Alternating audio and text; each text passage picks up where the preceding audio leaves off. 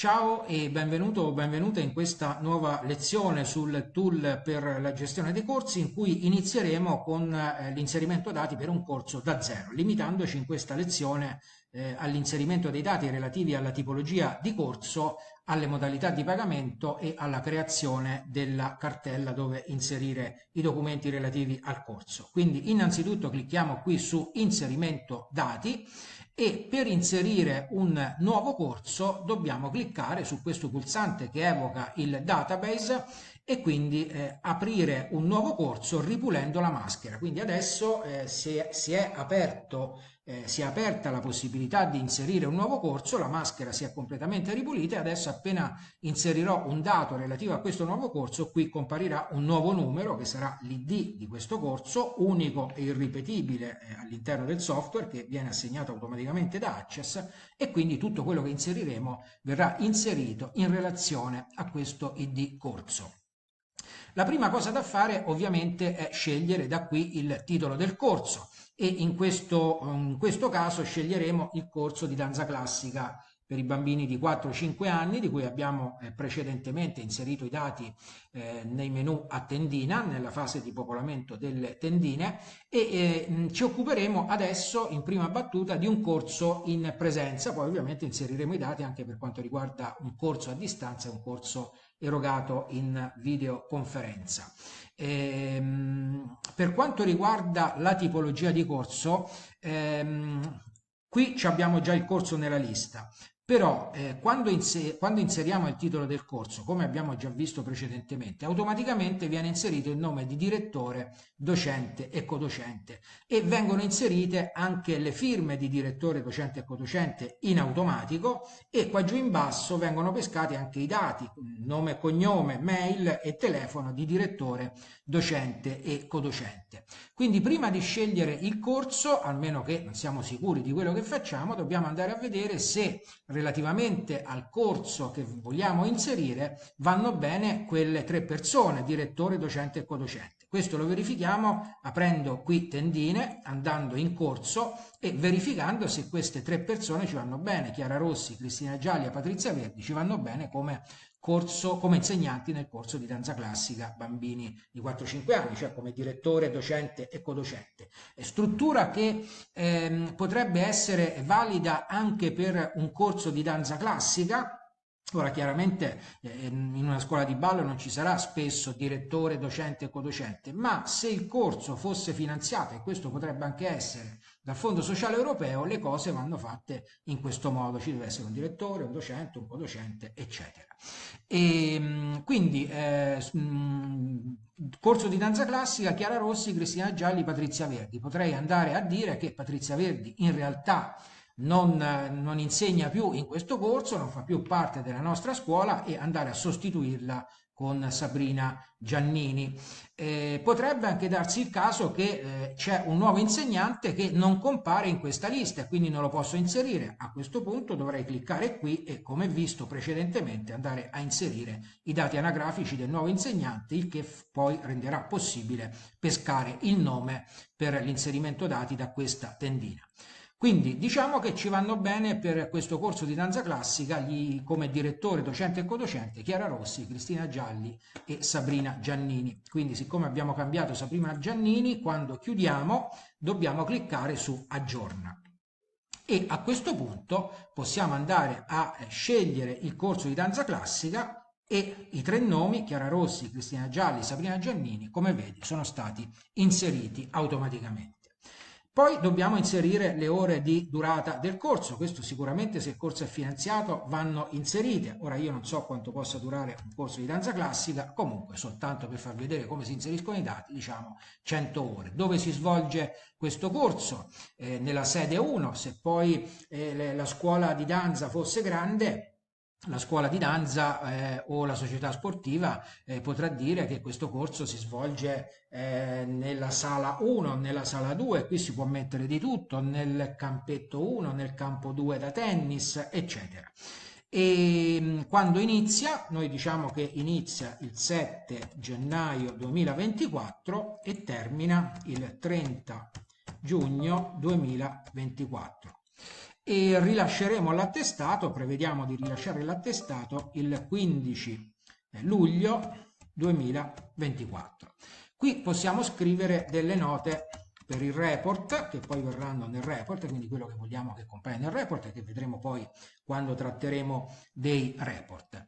E altra cosa da fare in queste attività iniziali è creare la cartella del corso. Quindi se io clicco qui apri cartella, vedo scritto che la cartella relativa all'ID corso 27 non è presente.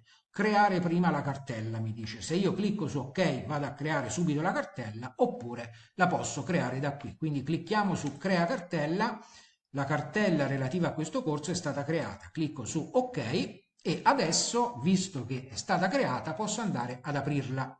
Se io clicco qui su apri cartella, apro una cartellina gialla, una normalissima cartellina gialla che Access ha generato automaticamente in una cartella report che è stata prevista, quindi qui questa cartella report non va assolutamente rinominata, così come non va rinominato il numero che viene assegnato automaticamente da Access, che in questo caso è il 27. Poi dentro la cartella posso fare tutto quello che voglio, per esempio qui posso scrivere documenti, identità, genitori, posso fare un'altra cartella, magari inizio molto prima a organizzare il corso e questo corso rientra nei finanziamenti del Fondo Sociale Europeo, domanda Fondo Sociale Europeo. Quindi qui posso mettere tutte le cartelle che voglio, anche ulteriori sottocartelle, e posso anche rinominarle quando voglio. Basta che non rinomino il numero e questa cartella che si chiama report. E questa cartella relativa a questo corso ID 27 la potrò aprire ogni volta che torno su questa maschera e ogni volta che troverò dei record relativi al corso ID 27 nell'ambiente di consultazione dati nelle maschere continue, come vedremo. Quindi molto comodamente potremo sempre raggiungere i dati relativi a questo corso e quindi anche tutti i documenti che eventualmente abbiamo archiviato per gestirlo. E poi dobbiamo scegliere la tipologia di questo corso, se è in presenza, in videoconferenza o in FAD. Come vedi qui non è venuto all'ID del corso e il titolo del corso perché ancora Access, come nel caso delle firme, non assorbe automaticamente subito tutti i dati nella tabella perché per Access non c'è bisogno di salvare, però se io chiudo e riapro la maschera Access ha già salvato tutto. Però siccome io ho inserito questi dati ancora nella tabella non sono presenti e quella piccola maschera riflette anch'essa quella tabella, io prima di inserire questo dato, così come prima di inserire i dati relativi al pagamento, devo aggiornare la maschera. Allora lo posso fare chiaramente da qui, ma io ho messo anche questi pulsantini qui vicino proprio per non dimenticarsi di questa cosa, a parte che viene fuori un messaggio di errore che non ci farebbe comunque dimenticare, ma comunque io vado a cliccare su aggiorna. Ora se apro questa maschera troverò il corso 27, ecco, corso ID 27, corso danza classica bambini 4-5 anni e vado a scegliere corso in presenza perché così Access mi metterà tutti i dati relativi a questo corso nei relativi cassetti dei corsi in presenza previsti nelle query, come vedremo quando ci occuperemo della consultazione dei dati. Qui vado a chiudere. Qui ho già aggiornato, quindi posso aprire direttamente. Questo è l'ambiente delle modalità di pagamento. Come funziona l'inserimento dati relativo alle modalità di pagamento? Possono darsi due casi che io ho previsto nell'inserimento dei dati in questo tool.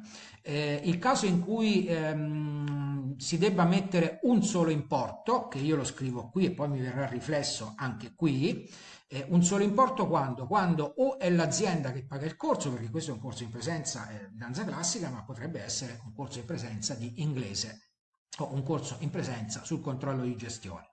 Quindi o è l'azienda che paga il corso per tutti i discenti, oppure è il discente che paga il corso da solo ma in un'unica soluzione, cioè il corso costa 500 euro e lui paga 500 euro in un'unica soluzione. Ecco, in entrambi i casi io vado a scrivere l'importo del costo del corso una sola volta qui e che poi verrà riflesso qui. Non è questo il caso perché in questo caso, è la seconda possibilità, c'è la possibilità di prevedere che il discente paghi in più soluzioni, cioè non soltanto un corso come questo di danza classica, che ora ipotizzeremo che il discente paga 100 euro al mese, ma potrebbe essere anche un corso molto più costoso che viene pagato a rate.